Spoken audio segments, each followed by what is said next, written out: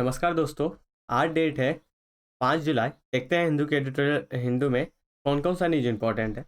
आज डिस्कशन करने से पहले कुछ आपसे बातें करना चाहता हूँ रिलेटेड टू योर क्वायरी।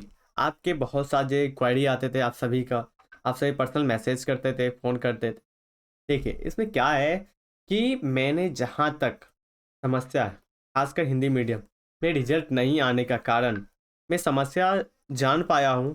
तो एक ही चीज़ जान पाया हूँ कि ऐसा नहीं है कि हिंदी मीडियम के स्टूडेंट जो है वो स्टडी नहीं करते। हिंदी मीडियम के स्टूडेंट बहुत ज़्यादा स्टडी करते हैं, बहुत मेहनती होते हैं।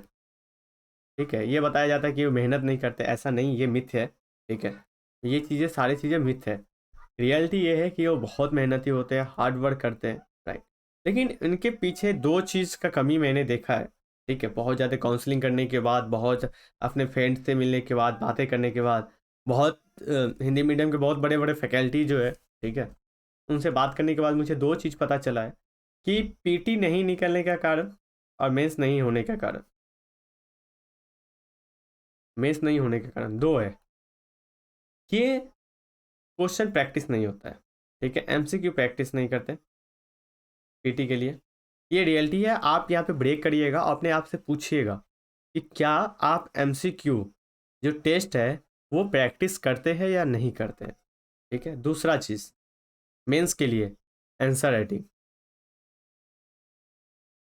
राइटिंग नहीं किया जाता है। ठीक है, जब तक आप उत्तर लेखन का शैली डेवलप नहीं करेंगे तब आपको कुछ नहीं हो पाएगा। फ्रेंड, हम सारी चीज़ें जानते हैं कि हम हर दिन कोशिश करते हैं, मन में लगाते हैं कि हमें करना है, करना है, करना है, लेकिन हम करते नहीं हैं, हम को ट्राई नहीं करते। हम एक दिन लिखते हैं लेकिन बहुत बेकार आंसर होता है, हम छोड़ देते हैं दूसरा दिन। लेकिन फ्रेंड, यहाँ ये नहीं है, यहाँ पे कंसिस्टेंसी की बात हो रही है, यहाँ पे निरंतरता।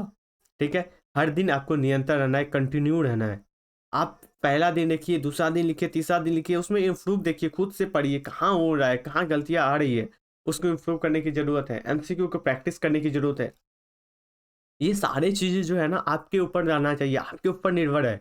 आप स्टडी करते हो, ठीक है, पढ़ाई करते हो, पढ़ाई तभी से ज़्यादा इफ़ेक्टिव होगा जब आप प्रैक्टिस करेंगे, आप क्वेश्चन एमसीक्यू सॉल्व करेंगे। ठीक है, आप मेंस का आंसर राइटिंग करेंगे, ऑप्शनल सब्जेक्ट हो या जीएस का सब्जेक्ट हो उसमें करेंगे। ठीक है, ये सारी चीज़ें आपके पास होना चाहिए अवेलेबल, राइट, और वो आप कर सकते हो।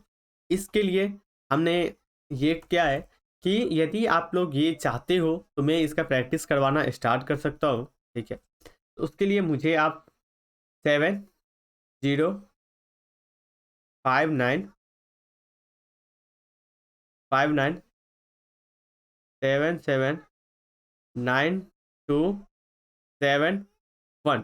इस नंबर पे आप व्हाट्सअप करिए। जो इस समस्या से झेल रहे हैं उनको मैं सल्यूशन देने वाला हूँ और एक वीडियो भी लेके आऊँगा।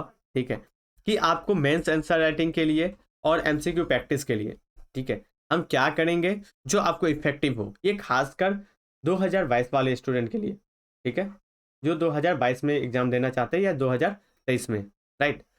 तो ये सारे काम करेंगे। आपको ये ज़रूरत हो तो आप मुझे इस नंबर पे करिएगा। जब एक 10 स्टूडेंट, कम से कम 10 से 15 स्टूडेंट, हमने 15 बना के रखा है, यदि 15 स्टूडेंट का एक बैच बन जाएगा, ठीक है, तो मैं ये करवाना स्टार्ट कर दूंगा। तो आपको इस नंबर पे कॉल या मैसेज करिएगा। ठीक है, और सारी चीज़ें, सारे जो प्रॉब्लम है, समस्या है, मैं यहाँ पे डिटेल में डिस्कस करूँगा आपके साथ। ठीक है, एक एक क्वेरी मैं यहाँ पे आपका टेकल करूँगा। चलिए अपना डिस्कशन स्टार्ट करते हैं। देखिए आज मंडे है, उतना ज़्यादा आर्टिकल डिस्कस है नहीं, ठीक है, इंपॉर्टेंट। तो ये जो न्यूज़ है इसमें एक आर्टिकल है कि नया समझौता नेपाल में जो दौड़ेगी प्राइवेट ट्रेन, ठीक है, कंटेनर का बात किया जा रहा है, मतलब ट्रेन का बात किया जा रहा है, उससे रिलेटेड है। तो भारत और नेपाल के बीच में आपको पता है कि अभी जो लॉकडाउन के टाइम में था, गलवान वैली का जहाँ पे घटना चली थी, उसकी टाइम नेपाल ने भी अपना एक नक्शा अडॉप्ट किया। ठीक है, और उसमें जो कुछ क्षेत्र है भारत का, ठीक है, उसको अपना क्षेत्र बता दिए थे इन्होंने। तो इसी से विवाद स्टार्ट हो गया था, विवाद होना स्टार्ट हो गया था। इन चीज़ों को आपको क्या करना है, स्टडी करना है, और भारत और नेपाल के बीच में रिलेशन को देखना है, क्या रिलेशन है, क्या नया आ सकता है, क्या हम कर सकते हैं और ज़्यादा, ये सारी चीज़ें आपको देखनी है। ओके, तो यहाँ पे आपको ये काम करना है कि ज़्यादा इफेक्टिव तौर पे काम करनी है, राइट। नेक्स्ट, देखिए ये आर्टिकल आपको घुमा फिरा के आता रहेगा अभी कि अफगानिस्तान में पुरानी गलतियां जो है भारत ने जो दोहराया था उसको फिर से दोहराने की जरूरत नहीं है। ये गलतियां उनका क्या था? देखिए इनका गलतियां ये था कि तालिबान को कभी एक तालिबान के रूप में नहीं समझे। इन्होंने बोलते थे कि आतंकवादी संगठन है, मैं इनसे बात नहीं करूंगा। लेकिन अभी टाइम चेंज हो चुका है। अभी आप देखोगे जो यूएसए तालिबान को खत्म करने के लिए और शांति बहाल करने के लिए आए थे, वही यूएसए आज तालिबान से शांति समझौता कर रहे हैं। तो जैसे यूएसए अपना मूड चेंज कर रहे हैं तो हम क्यों नहीं करेंगे जो वहाँ पे ज़रूरत है? तो ये सारी चीज़ें राइटर इसमें बताना चाहते हैं, राइट? इसको आप पढ़ लीजिएगा। नेक्स्ट आर्टिकल इस पेज में नहीं है, इस पेज में भी नहीं है,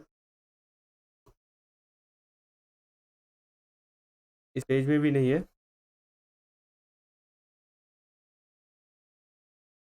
नेक्स्ट आर्टिकल, अब एडिटोरियल में एक ये है, कोविन वैश्विक सम्मेलन आज है, उससे संबंधित आप देख लीजिएगा और ये इसके क्या निकल के बाहर आता है इसको हम कल डिस्कस करेंगे, ठीक है?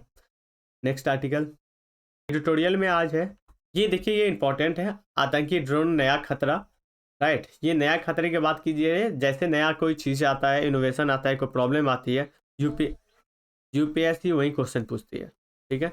ये बहुत ही इंपॉर्टेंट है, इसको आप कवर कर लीजिएगा, ठीक है? नेक्स्ट आर्टिकल देखिए, ये आर्टिकल इंपॉर्टेंट है। ये जो आर्टिकल है इसमें बात कर रहे हैं राइटर, इसमें मैं डिस्कशन करूंगा। आप देखिए, आप लोग मतलब कि डिस्कशन सुनते हैं तो पूरा सुनिए, तब जाके बेनिफिट होगा। आप आधे करके फिर स्किप कर देंगे तो बेनिफिट नहीं होता है। इसमें देखिए क्या है कि अपनी जवाबदेही को तय करे न्यायपालिका। देखिए राइटर इसमें कहना चाहते हैं कि अभी के टाइम में जिस तरह से समस्या कार्यपालिका हो गया, विधायिका हो गया, इन दोनों का कार्य वो अपनी अकाउंटेबिलिटी है, अपने उत्तरदायित्व है। जैसे देखिए क्या है, विधायिका किसके प्रति उत्तरदायित्व है? जनता के प्रति, और कार्यपालिका विधायिका के प्रति जवाबदेही है। तो ये सारी चीजें हैं। तो इसमें ये कहा जा रहा है जब न्यायपालिका भी अब जवाबदेही के अंदर आना चाहिए। जैसे कि इसमें डॉक्टर भीमराव अम्बेडकर ने कहा था कि हमें स्थायित्व के बजाय जवाबदेही को महत्व दिया जाना चाहिए। आप क्या करते हो उसके बदले नहीं, आप जवाबदेही को महत्व दो। आप क्या जवाबदेही जानना चाहते हो? ये चर्चा क्यों हुआ, ये चर्चा क्यों आया? अभी जो प्रेजेंट के मुख्य न्यायाधीश है, ठीक है, इन्होंने बताया था कि फ्रीडम होना चाहिए। किसको किसको पूर्ण स्वतंत्रता होना चाहिए न्यायपालिका को। ये बात चर्चा में आई, ठीक है, पूर्ण स्वतंत्रता होना चाहिए, लेकिन इनको भी तो जवाबदेही तय करना चाहिए कि आप क्या कर रहे हो। जैसे देखिए कि एक समस्या ये आती है कि केस आपने देखा था, राम मंदिर का जो केस था उसके 9 साल के बाद, ठीक है, 9 साल के बाद फैसला आया है, राइट? दल बदल कानून है, उसमें अभी तक जो शरद पवार वाला मामला है अभी तक ये लटका हुआ है। इसमें तो जो अध्यक्ष होते हैं उन्होंने दे दिया, लेकिन ये मामला चला गया सुप्रीम कोर्ट ने अभी तक नहीं दिया। इसका कारण हो सकता है कि आपके पास क्या नहीं हो, आपके पास जज की कमी हो। लेकिन जज की कमी होने से आप न्याय में देरी करते हैं तो उससे तो प्रॉब्लम होती है ना, उससे तो जवाबदेही फिक्स नहीं होती। इसीलिए राज्य के नीति निर्देशक तत्व में यह प्रावधान दिया गया था कि कार्यपालिका और न्यायपालिका को पृथकीकरण किया जाएगा, मतलब अलग अलग किया जाएगा, जिससे कि दोनों की आदर्श और जवाबदेही बनी रहे, राइट? इससे संबंधित है ये आर्टिकल, राइटर कहना चाहते हैं। इस आर्टिकल को आपको स्टडी कर लेनी है। नेक्स्ट आर्टिकल देखिए कुपोषण से रिलेटेड है। ये उत्तर प्रदेश का कुछ डाटा है, उत्तर प्रदेश का बताया जा रहा है, लेकिन आपको उत्तर प्रदेश के रूप में नहीं, कुपोषण के रिलेट में देखना है कि कुपोषण क्यों होता है, प्रॉब्लम क्या है कुपोषण का, ठीक है, गवर्नमेंट के द्वारा क्या क्या स्टेप उठाया जा रहा है, ओके, और वैश्विक लेवल पे क्या स्टेप हो रहा है और भारत लेवल पे क्या स्टेप किया जा रहा है, ओके। नेक्स्ट आर्टिकल है कि ग्रीस में ना भूमध्य सागरीय जो देश है उसके भारत के रिलेशन तय हुआ है, ठीक है, उसके बात की जा रही है।